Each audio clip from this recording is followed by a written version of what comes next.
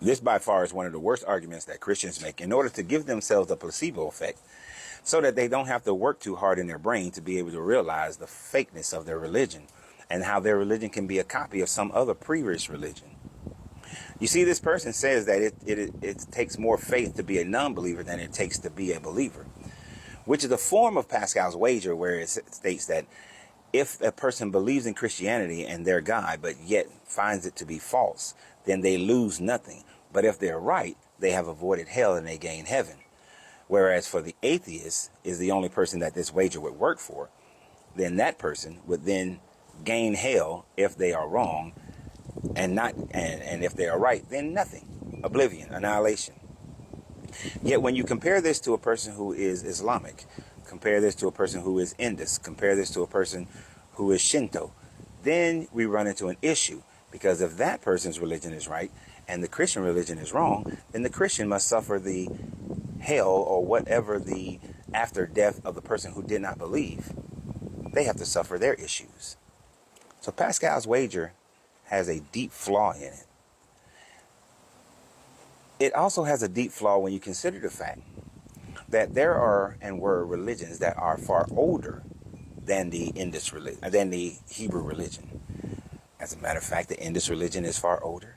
The Kurdish calendar goes back further than the Hebrew calendar goes. So therefore, the Kurdish religion is older. The Akkadians, the Sumerians, and the very religion that the Hebrew religion came out of, which would be the Canaanite religion, is actually far older than the Hebrew religion. Therefore, if any of those ancient religions are correct and your religion is wrong, then you suffer the hellscape of whatever their religion is. But the other flaw is the idea that it takes more belief to not believe in your God than it does to believe in your God, more faith. You see, a person who takes the position of not believing your God, as one of the commenters below, one of the commenters of your statement made, is that the person who accepts the natural world as facts and a supernatural or spiritual world as mythos is actually falling into a default position. And the default position is quite easier than a faith position because there is no faith in the default position. So the default position is such: anything that my five senses and any instrumentation can measure, therefore that is real. Anything that any things that are beyond my five senses or any instrumentation that we can create cannot be detected, does not exist. It does not take much faith. It takes absolutely zero faith, because you are only accepting what can be proven and what is concrete. I can smell the wind when there's a fragrance upon it.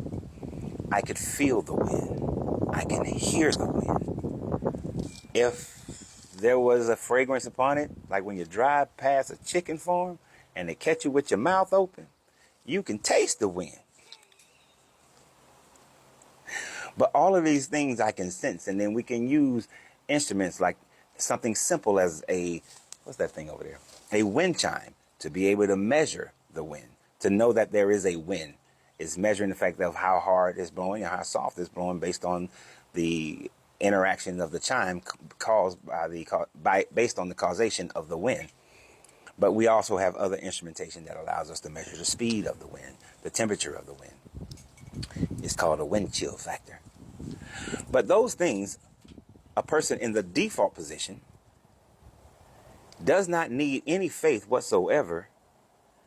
So the default position is easier and does not require the amount of faith that a believer has.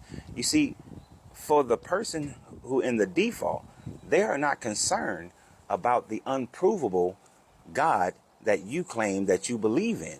But yet you have to rely on the testimony, the ideas, the imagination, the fairy tales and myths and legends and inaccurate history of people who wrote books 2,000 years ago, 2,500 years ago, 2,700 years ago.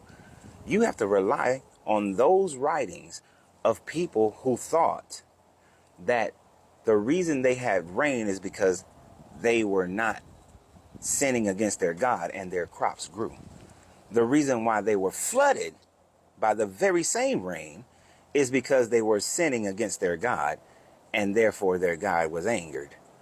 The reason why an asteroid or a meteorite hit their city and destroyed their cities is because of this God was angry with these people. And the reason why a city flourished is because this God was pleased. You won a battle, your God is pleased. You lose a battle, your God is not pleased. To hell with strategy of a general, to hell with terrain, to hell with who had the better weaponry. None of those things mattered. You have to believe in your God. That takes quite a bit more faith of you needing to believe, of you having belief in all of those things that was written over this long period of time that has zero univocality. That takes more faith to believe that the Red Sea was split, that the locusts came, that the firstborn child in Egypt all died on the very same night, yet it is not recorded in any history whatsoever. That your people that you believe in, that this God gave them land from Syria to Egypt, and that never happened during their time frame.